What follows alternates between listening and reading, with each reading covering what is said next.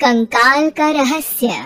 चौरा गांव के खेतों में इन दिनों खुदाई का काम चल रहा था। असल में इसी गांव से होकर एक अच्छी सड़क गुजरनी थी, इसलिए यहाँ खुदाई शुरू की गई थी। अचानक एक दिन खुदाई करने वाली मशीन से कुछ टकराता है।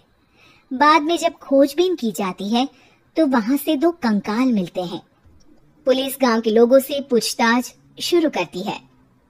आप लोगों को क्या लगता है ये किसके कंकाल हो सकते हैं? अरे साहब, हमें क्या पता ये किसके कंकाल हैं, आप ही लोग पता लगाइए। हम लोग तो बहुत ज्यादा डरे हुए हैं। हाँ, हमारी फॉरेंसिक टीम अभी आ रही है। ये बताओ कि इस गांव के रहने वाला कोई जोड़ा गायब तो नहीं ना?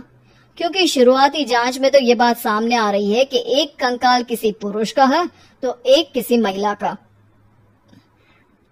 साहब, हमें तो बहुत डर लग रहा है। ऐसे कंकाल मिलने का मतलब गांव के आसपास ही किसी की हत्या हुई है या फिर किसी को जलाकर मार डाला गया है। हाँ साहब, हम अपने परिवार को लेकर बहुत ही ज्यादा परेशान हैं।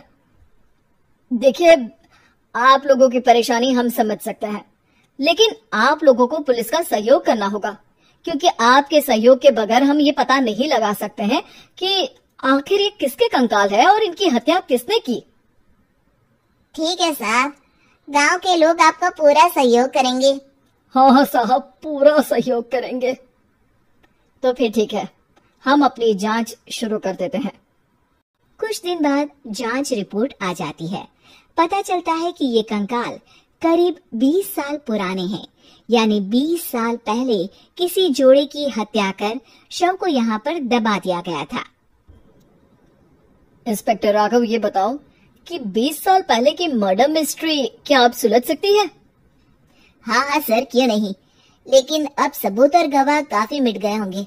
मुश्किल तो होगी, लेकिन शायद किसी परिवार को इंसाफ मिल सके। इंस्पेक्टर राघव, आप बिल्कुल सही कह रहे हैं। किसी परिवार को तो इंसाफ मिलेगा ही और किसी को उसके किए की सजा भी मिलेगी।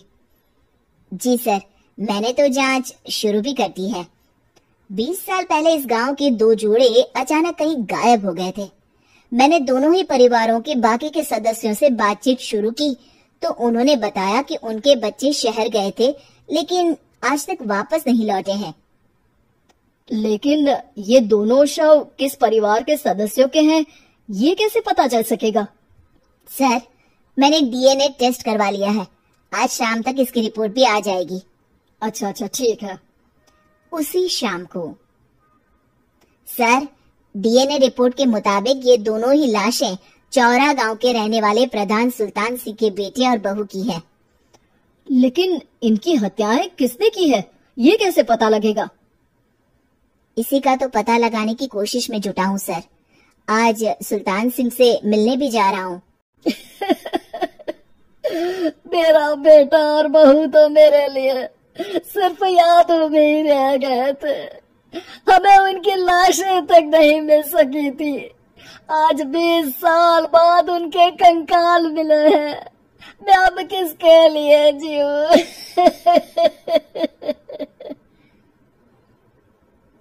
लेकिन सर, क्या आपकी किसी से कोई दुश्मनी थी? अपने बेटे बहू की हत्या के लिए आप किसे जिम्मेदार मान रहे हैं? अब मैं किसका नाम बोलूं? मेरी तो किसी से दुश्मनी नहीं थी, बस मेरे बेटे बहू को कोई वापस ला पाता।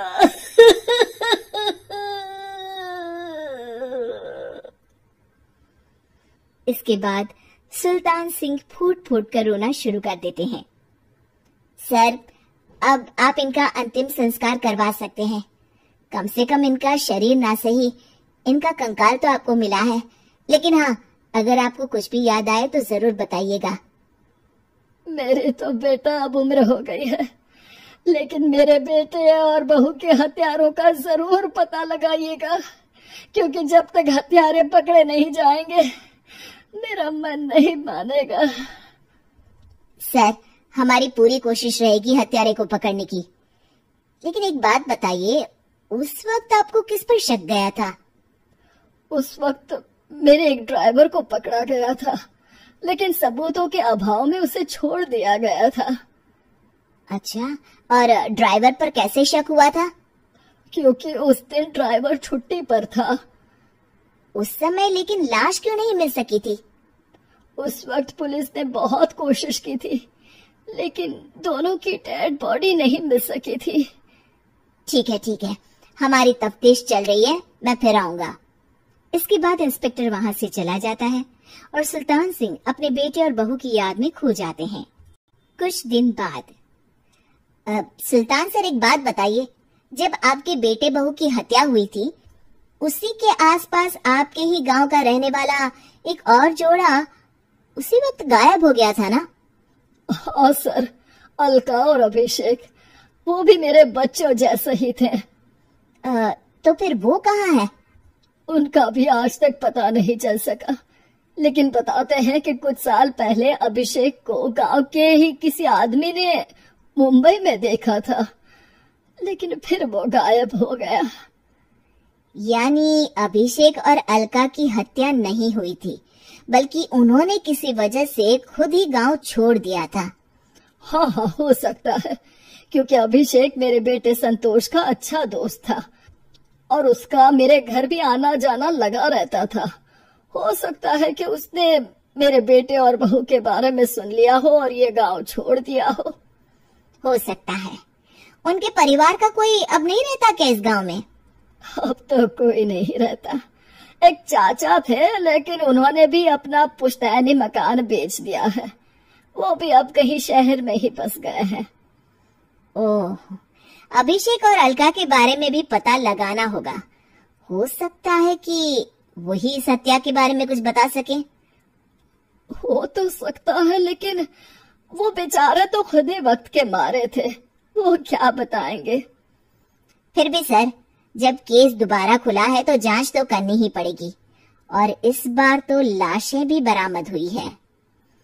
कुछ दिन तक लगातार तफ्तीश चलती रही। एक दिन थाने से सुल्तान सिंह को फोन आता है। हाँ, कौन बोल रहा है? सर, मैं कांस्टेबल तुलाराम बोल रहा हूँ थाने से। आपको थाने आना पड़ेगा। थाने? लेकिन क्यों? सर, किसी की पहचान करवानी है। अच्छा ठीक है, मैं दोपहर तक पहुंचता हूँ। सुल्तान सिंह दोपहर में थाने पहुंचता है। कई पुलिस के अधिकारी वहां मौजूद रहते हैं। सर, आपके बेटे की हत्या का रहस्य आज शायद सुलझ जाए। अच्छा इंस्पेक्टर राघव, पर वो कैसे? सर, उस आदमी को देखिए, क्या वही अभिषेक है? सुल्तान सिंह की आंखों में हैरानी से आंसू आ जाते हैं। हाँ सर, यही अभिषेक है। ये आपको कहाँ से मिला? सिर्फ अभिषेक ही नहीं, बल्कि इसकी पत्नी अलका भी इसके साथ है। मैडम, जरा अभिषेक की पत्नी को लाइए। जैसे ही अलका को पेश किया जाता है, सुल्तान सिंह जमीन पर गिर जाते हैं। सुल्तान सर, क्या हुआ आपको? आप अलका को देखकर गिर क्यों गए? सुल्तान सिंह सर पकड़कर बैठ जाते हैं। ये अलका नहीं, बल्कि ये तो मेरी बहू रितु है। पूरा थाना एक दूसरे का मुंह देखने लगता है। क्या? इसके बाद हर किसी को दो कंकाल और हत्या का रहस्य समझ में आ गया। अभिषेक और रितु ने मिलकर संतोष और अलका की हत्या की थी और लाश को जमीन के नीचे दबा दिया था। आज 20 साल बाद इस हत्या का रहस्य खुल सका था कि अवैध प्रेम संबंध में 2 मासूमों की जान गई। सिद्धांत औरतों को सिर्फ घर के काम और बच्चे पैदा करने की मशीन मात्र ही समझता था। एक बार रिद्धि कहती है, देखिए जी, मेरे पेट में दर्द हो रहा है, मैं आज खाना नहीं बना पाऊंगी।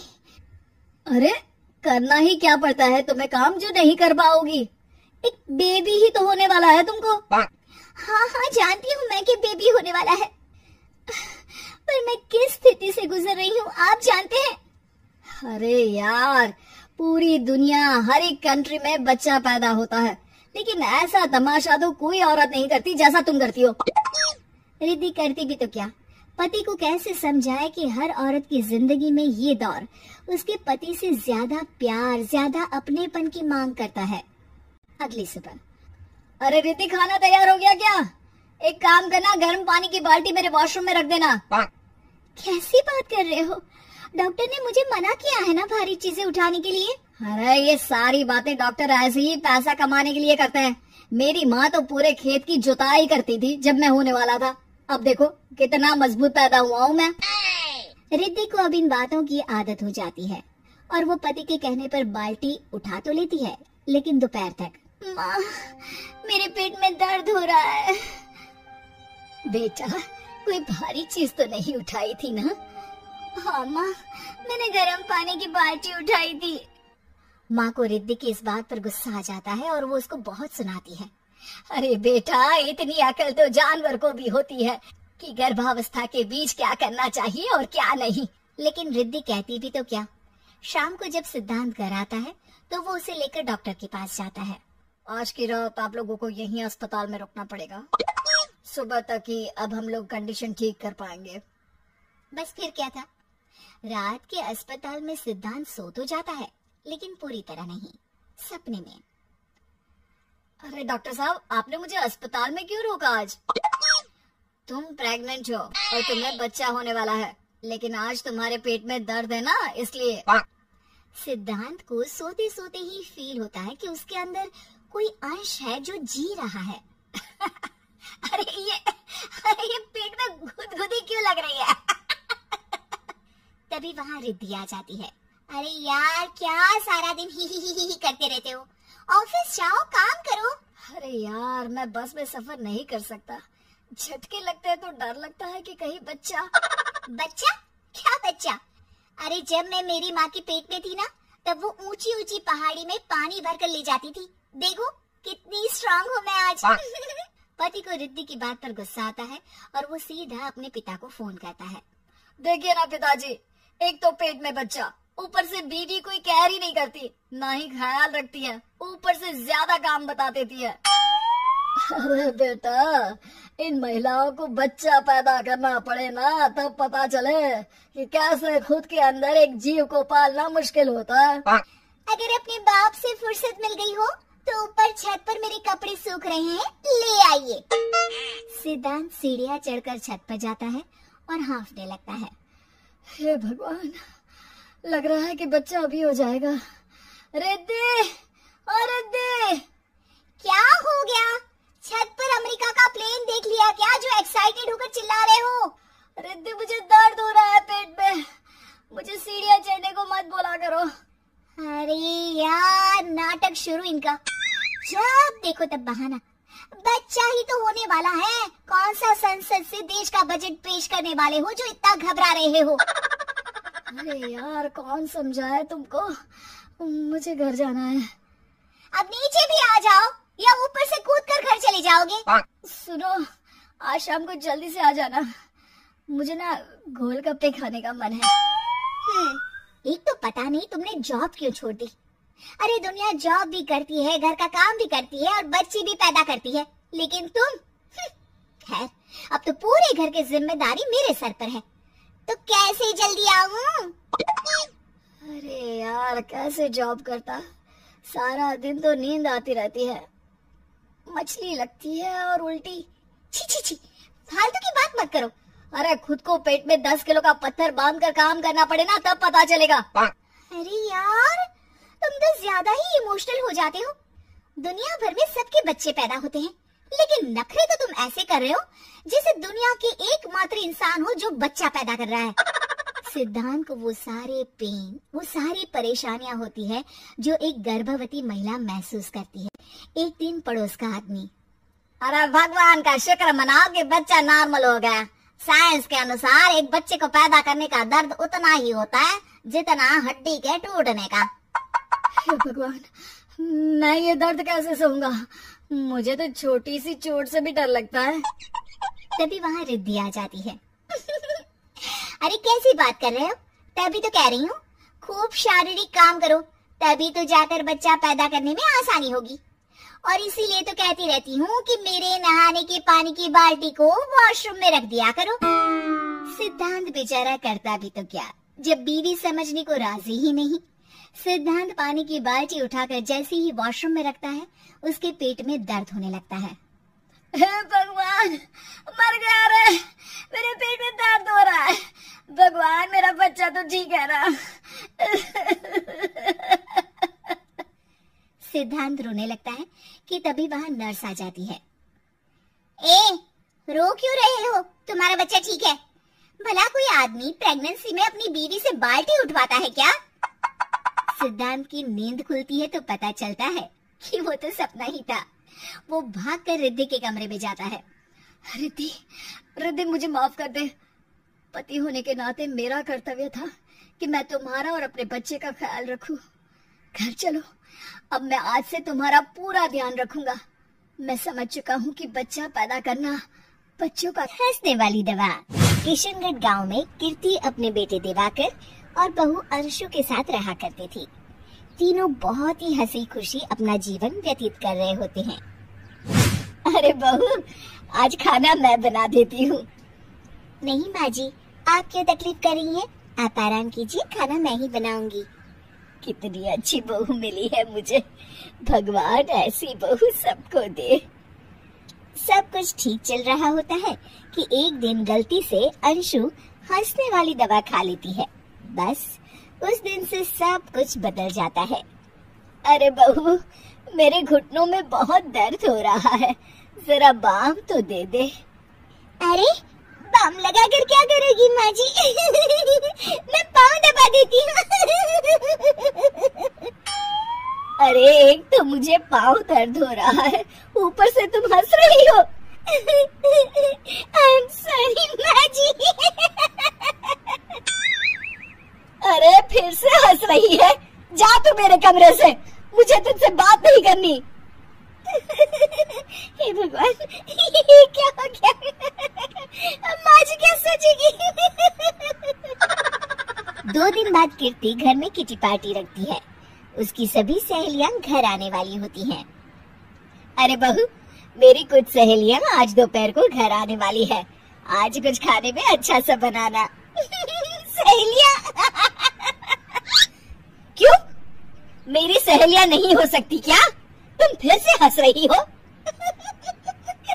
नहीं माँ जी, मैं हंस नहीं रही हूँ। अरे फिर से हंस रही हो और बोल रही हो कि हंस नहीं रही। नहीं माँ जी, मैं तो तुम जाओ मेरे सामने से और किचन का काम कर लो, जाओ। दोपहर को कीर्ति की सभी दोस्त खाने पर आ जाती हैं। अरे वाह, घर तो बहुत सुंदर सजाया है कीर्ति। अरे मैंने कहा, ये सब तो मेरी बहू का कमाल है। अरे वाह, बड़ी गुनी है तुम्हारी बहू तो।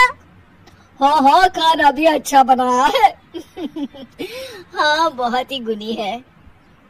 तो हमको नहीं मिलवाओगी क्या, या छुपा कर रखोगी अपनी हीरे जैसी बहू को? अरे नहीं नहीं, अभी बुलाती हूँ। अंशु, ओ अंशु, बहू रानी।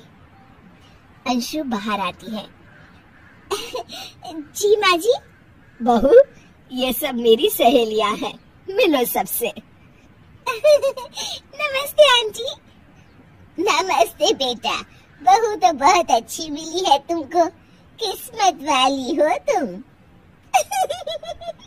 किस्मत वाली? अरे क्या हुआ? हंस क्यों रही हो? नहीं नहीं, मैं हंस नहीं रही हूँ। तभी अचानक सांची के हाथ से चम्मच छूट जाता है और उसका कुर्ता गंदा हो जाता है। अंशु फिर से हंसने लगती है।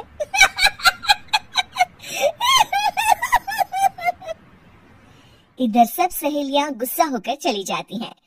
कीर्ति भी नाराज होकर अपने कमरे में चली जाती है। हे भगवान, ये मैंने क्या कर डाला? इस तरह से तो माची और उनकी सहेलियां नाराज हो गई। अगले दिन, बहू, ओ बहू, किधर हो? जी माँ जी। जल्दी से मेरे साथ चलो, पड़ोस वाले शर्मा जी की हार्ट अटैक से मौत हो गई है, उनके घर बैठक के लिए जाना है। अंशु तैयार होकर आ जाती है। थोड़ी देर में दोनों शर्मा जी के घर पहुंच जाती है। वहाँ पर सब रो रहे होते हैं। कीर्ति शर्मा जी की बीवी के पास बैठकर उन्हें सांत्वना देने लगती है। बड़े अच्छे इंसान थे मेरे पति। अच्छा तुम हंस क्यों रही हो? वो अच्छे थे। हाँ बहुत अच्छे थे अंकल। अरे अंशु हंस मत। माँ जी मैं हंस नहीं रही। मैं तो आंटी जी को बस दिलासा दे रही थी। सब औरतें अंशु की इस हरकत से हैरान हो जाती हैं। कीर्ति भी बहुत शर्मिंदा होती है और वो अंशु को लेकर फटाफट घर लौट आती है। अंशु क्या हो गया है तुझे? हंस क्यों रही थी तू वहाँ पर? नहीं माँ जी मैं तो बस अरे तो फिर से हंसती। जा तू अपने कमरे में, मुझे तो तुझसे बात ही नहीं करनी। मेरा बेटा ही तुझसे बात करेगा अब। रात को जब दिवाकर घर लौट आता है तो कीर्ति दिवाकर को सब कुछ बताती है। ठीक है माँ, अब फिक्र मत करो, मैं अंशु से बात करता हूँ। दिवाकर अपने कमरे में जाता है। जी आ गए आप? कैसे है? मैं तो ठीक हूँ, बस सर में हल्का दर्द है। सर में दर्द? अरे इसमें हंसने की क्या बात है? नहीं मैं हंस नहीं रही हूँ। मुझे तो फिक्र हो रही है आपकी। एक तो मेरे सर में दर्द है, ऊपर से तुम हंस रही हो। अरे कैसे समझाऊं मैं आपको? मैं हंस नहीं रही। अंशु तुम इस घर से चली जाओ। माँ ने मुझे बताया जो भी तुमने शर्मा आंटी के घर किया और किटी पार्टी में भी। नहीं जी मैं ऐसे नहीं हूँ। तो अभी क्या हुआ था? क्यों हंस रही थी तुम? रुकिए मैं आपको सब कुछ बताती हूँ आपको सब कुछ। अंशु डायरी में लिखकर दिवाकर को पढ़ने देती है। कुछ दिनों पहले मैंने गलती से हंसने वाली दवा पी ली थी, जिसकी वजह से ये सब हो रहा है। इसका असर कुछ दिन और रहेगा। अरे तो तुमने ये सब पहले क्यों नहीं बताया अंशु? वो मैंने माँ जी को बताने की बहुत कोशिश की मगर उन्होंने सुना ही नहीं। अरे ठीक है, मगर वादा करो जब तक दवाई का असर ठीक नहीं हो जाता तुम घर से बाहर नहीं जाओगी। नहीं जाऊंगी।